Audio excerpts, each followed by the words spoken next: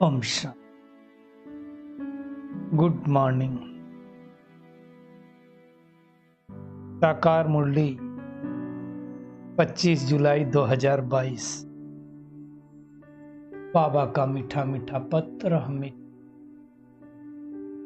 मीठे मंथन के लिए, मीठे चिंतन के लिए। मंथन शुरू करने से पहले ज्ञान सूत्र बाबा की लाइट और माइट भरी किरणों के नीचे बैठ जाते हैं और अनुभव कर, मैं ज्ञानी तो ज्ञान से भरपूर आत्मा। आज मीठे बाबा ने कहा, मीठे बच्चे, पवित्रता का कंगन बांधो तो तुम्हें राज तिलक मिल जाएगा। पावन बनने की प्रतिज्ञा करो।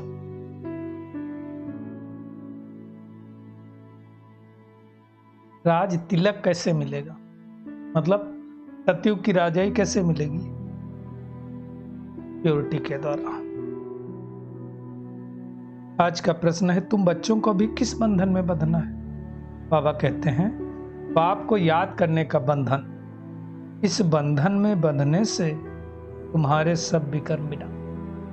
जितना जितना बाबा को हम याद करेंगे ना, उतना हमारे विकर्म नष्ट होते जाएंगे। और सबसे इंपॉर्टेंट बात क्या है, आगे विकर्म करने से बच जाएंगे। नहीं तो आत्मा क्या होती है ना, जब तक किसी बंधन में नहीं बनती है ना, तब तक विकर्म करती जाती है। जब तक कोई लक्ष्य न हो, जब तक कोई एम ऑब्जेक्ट न हो, जब तक कोई प्रतिज्ञा न करे, आत्मा निश्चय न करे, तब तक हमारी उन्नति नहीं। तो क्या होता है, हमें उसमें बंधना है। बंधनों में वो बंधन नहीं, कलयुगी बंधन नहीं, उनसे मुक्त होना है। अपने लिए नियम संयम कानून बनाना है ताकि हमारी उन्नति हो सके।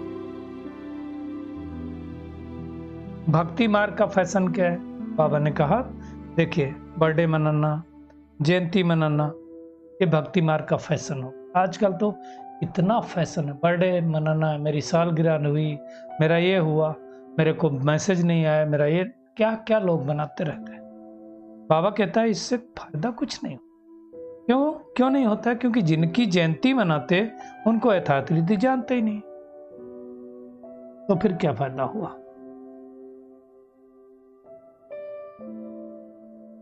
जिस देवी देवता की पूजा किया उसको जानते नहीं। आज का गीत है, तू प्यार का सागर। कौन? वो परमात्मा है। भक्ति मार्ग का गीत। जब भारतवर्ष पवित्र श्रेष्ठाचारी था तो भक्ति मार्ग का कोई चिन्ह नहीं, वेद शास्त्र कुछ नहीं थे, दान पुण्य जप तप कुछ नहीं होता था। तो संन्यास धर्म बहुत जल्दी, अभी थोड़े दिन पहले, 1500 साल कोई पहले स्थापित हुआ होगा, 1400 साल पहले। अब गीत में लिखा है, तू प्यार का सागर है। अब फिर दूसरी लाइन क्या लिखा है? तेरी एक बूंद के प्यासे हम। अब वो प्यार का सागर है तो हम बूंद के प्यासे कैसे रह सकते? अब कहने का मतलब है, जब ज्ञान रूपी बूंद हमारे अंदर आती है, अमृत हमारे अंदर आता है, तो हम सत्य की दुनिया में। पिलाने की बात थोड़ी है ज्ञान अमृत, है ना, पीने की बात। बाबा ज्ञान का सागर है तो ज्ञान हमारे अंदर होना चाहिए। उस ज्ञान सागर से ही इतनी ज्ञान नदियां। कौन है ज्ञान नदियां? जिन जिन आत्माओं ने परमात्मा से ज्ञान लेकर के उस ज्ञान को सारी सृष्टि पर फैलाया, वो ज्ञान नदियां। वही प्रेम का सागर, सुख का सागर है, परंतु जानते नहीं दुनिया वाले उसको। बाबा कहते, जब तुम वो ज्ञान पिलाते हो तो वो आत्माएं स्वर्ग में चली जाती। इस ज्ञान अंजन को लगा करके, इस ज्ञान अमृत को पी करके आत्माएं स्वर्ग में जाती है। बाबा कहता है कि ज्ञान सागर को याद करो तो तुम्हारे विकर्म विनाश होंगे, और कोई उपाय नहीं है, पवन बन जाएंगे। ये ज्ञान कौन सुनाता? परम पिता परमात्मा। लेकिन उसके लिए गाते हैं तुम माता पिता, तो माता पिता कैसे हुआ?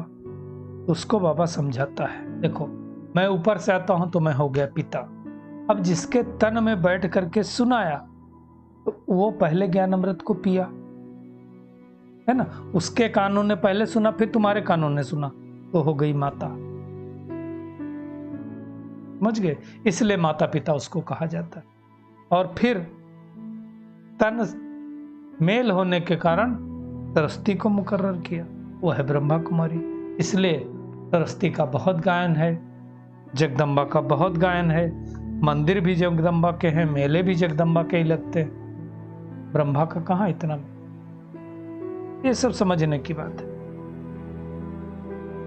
तो ये सब बातें कौन समझा?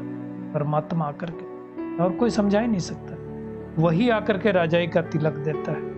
कब देता है? जब ज्ञान सागर आता है, पवित्रता का कंगन बांधता है। अब दुनिया में बहनें भाइयों को राखी बांधती है,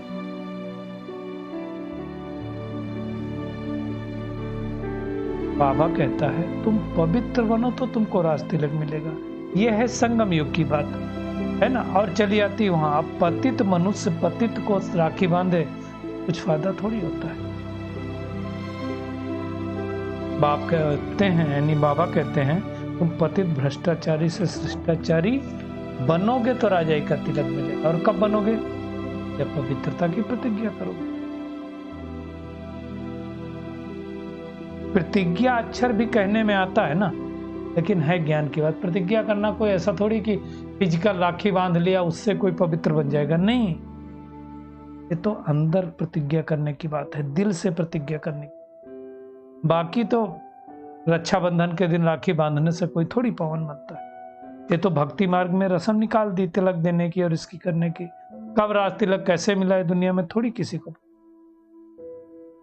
बाबा ने कहा वो जो बहनें भाइयों को राखी बांधती हो जरूरी थोड़ी कि वो पावन हो, नहीं, कुमारी हैं तो पावन है। तो रियलिटी में जो इस समय होता है उसका यादगार दुनिया में मनाया।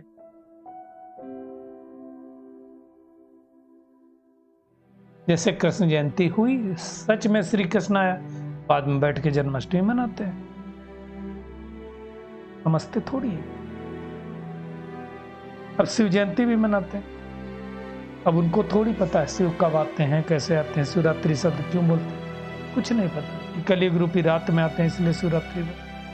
ये समझने की बात है। पहले तो खैर ब्राह्मण आते थे राखी बांधने के लिए, अब तो फैशन हो गया।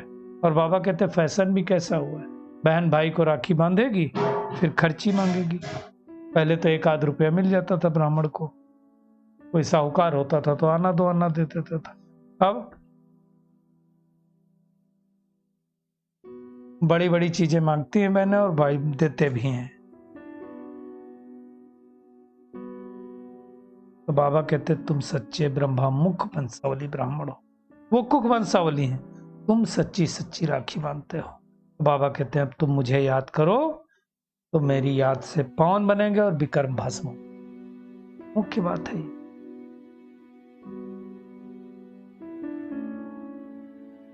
तो पहले पहले बाबा कहते सबको समझाओ कि राखी बंधन जो है, रक्षाबंधन जो त्योहार आने वाला है, ये है पवित्र। जब परमपिता परमात्मा निराकार शिव बाबा इस सृष्टि पर आते हैं, ये पवित्रता का कंगन हर आत्मा को बांधते हैं और इस सृष्टि परिवर्तन कर। जो जो आत्माएं इस पवित्रता के कंगन को बांधती हैं वो सत्य जाती हैं। बाबा कहते हैं तुम याद का बंधन पहनो, याद का कड़ा पहनो, ये सबसे बड़ा कड़ा है। जन्म जन्मांतर के बोझ है ना सिर पर, तो पाप हट जाएंगे और फिर सतयुग से लगाकर त्रेता तक का हमें राज्य मिल जाएगा। सतयुग से त्रेता तक हर आत्मा पवित्र थी, पवित्र राज्य था। अब फिर से उस पवित्र राज्य की स्थापना परमात्मा 5000 वर्ष पहले भी किया था, आज भी कर। 5000 वर्ष पहले राम राज्य था, स्वराज्य था, अब वापस परमात्मा स्वराज्य स्थापित करता है।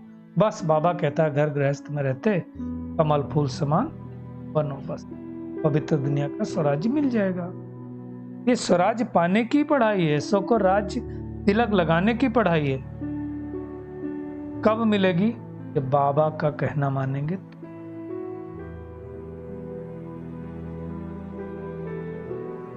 भारत में स्वर्ग था भी नहीं। बाबा कहते बरोबर 2 धाम है। भक्त गाते ना, भगवान हमको अपने धाम में ले चले। एक है मुक्ति धाम और दूसरी जीवन मुक्ति धाम। मुक्ति धाम मतलब परम धाम, शांति धाम, और जीवन मुक्ति धाम मतलब सतयुग। अब सुख धाम जो दुख धाम बन गया है, बाबा उसको फिर से सुख धाम बना रहा है। पावन दुनिया आएगी, राम राज्य शुरू हो जाएगा। ये सारी बातें परमात्मा हमें समझाता है।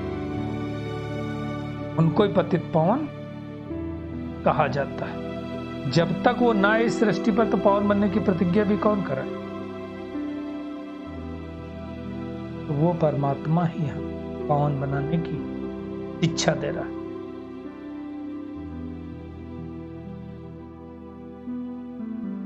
कहता है मुझे याद करो तो जन्म जन्मांतर के विकर्म नष्ट हो जाएंगे। घर गृहस्थ में रहते कमल फूल समान बनो। जैसे सतयुग में जो रहते थे, घर गृहस्थ में तो रहते थे, वैसा हमें रहे।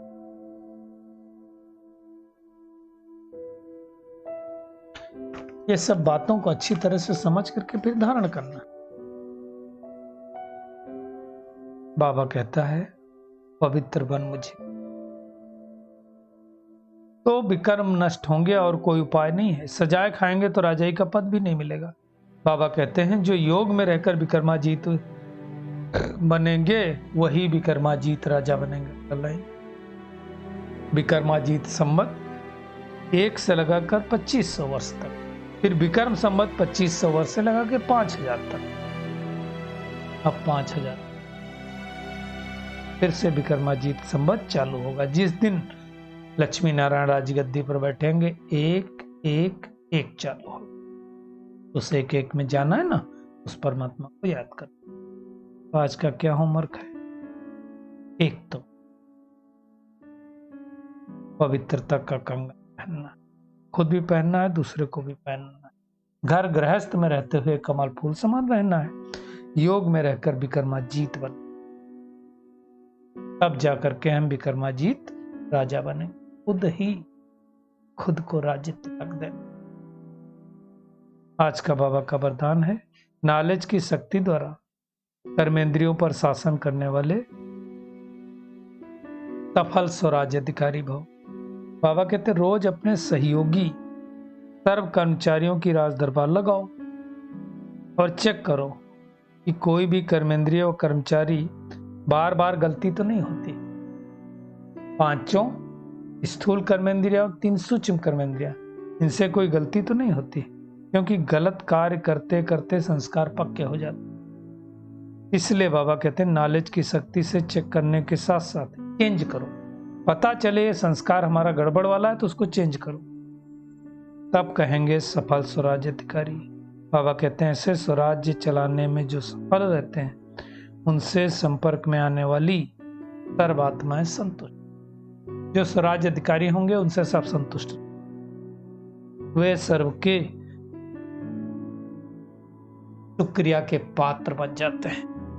तो ऐसे स्वराज्य अधिकारी हमें बनना है। स्लोगन है हर समय करण करावन, हर बाबा याद रहे, तो मैंपन का अभिमान आ नहीं सकता है। परमात्मा किरणों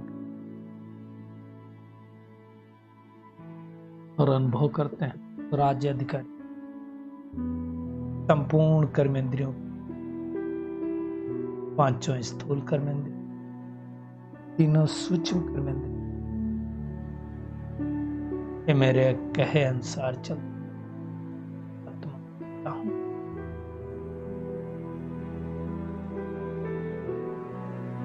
विकर्म विनाश करके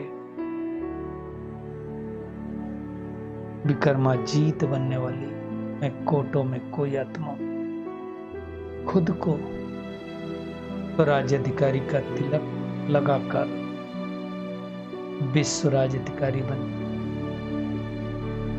श्रेष्ठ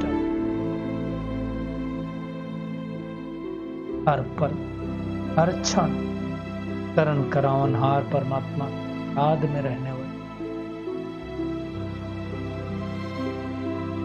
याद के कंगन को बांधने वाली आत्मा। शुक्रिया मीठे प्यारे बाप दादा, इस मीठे।